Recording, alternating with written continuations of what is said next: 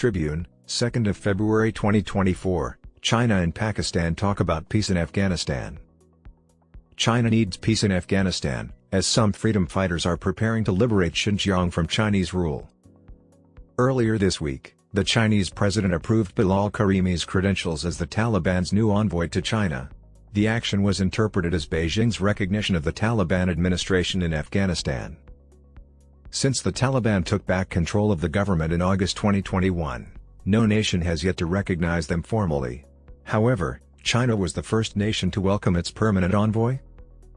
China has not explained, but analysts and diplomatic sources interpret the action as a tacit recognition of the Afghan Taliban regime, which is still having difficulty winning over even its neighbors, let alone the West. Following the event, Pakistani officials, including Foreign Secretary Cyrus Qazi and additional Foreign Secretary for Afghanistan and West Asia, Ambassador Rahim Hayat Qureshi, met with Chinese Special Envoy on Afghanistan, Ambassador Yue Xinjiang.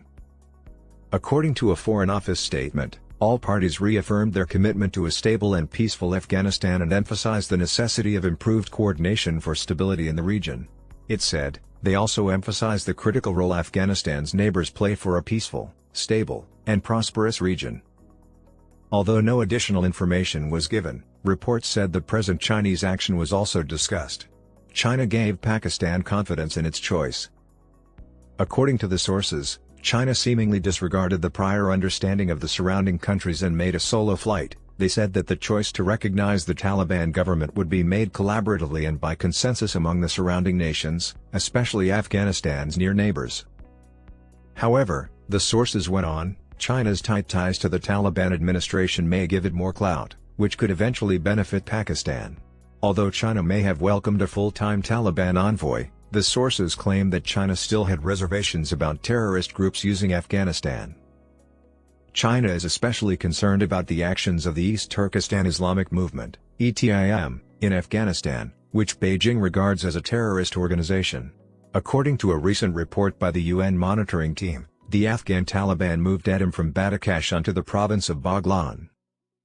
Nonetheless, the report mentioned that the ETIM was recruiting youth and operating in many regions of Afghanistan.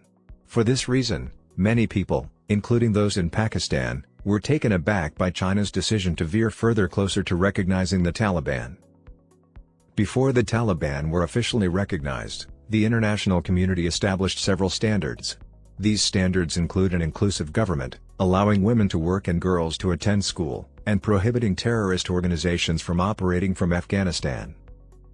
However, the leading participants have become more practical, driven by their strategic goals. As per the revised plan authorized by the State Department, the United States is also cautiously investigating the prospect of reopening its consulate in Kabul. But the United States made Afghanistan clear that restoring its diplomatic post in Kabul did not imply that the Taliban administration was now recognized. The State Department's policy adhered to Washington's demands that the Afghan Taliban fulfill obligations, such as establishing an inclusive government, permitting girls to attend school and work, and preventing terrorist organizations from using Afghan territory as a base of operations to threaten the United States and its allies.